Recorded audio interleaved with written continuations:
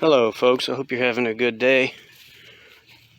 My wife just gave me some news about the squash, the yellow squash, being ready for harvest. She said there are 2 out there that need to be picked today, so I'm about to go over there and take a look.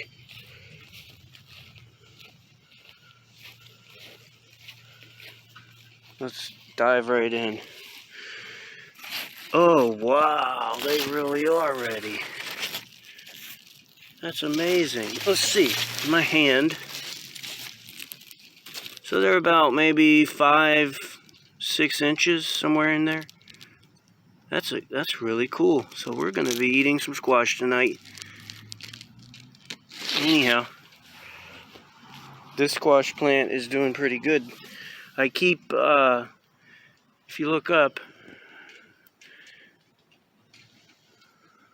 it rains a lot here. So every time it rains, it washes off the Thuricide that I just put on it 2 days ago, or a day ago, or 3 days ago. So I've been trying to catch dry times to apply the Thuricide, but this rain is so unpredictable here in Florida that you just kind of have to roll with it.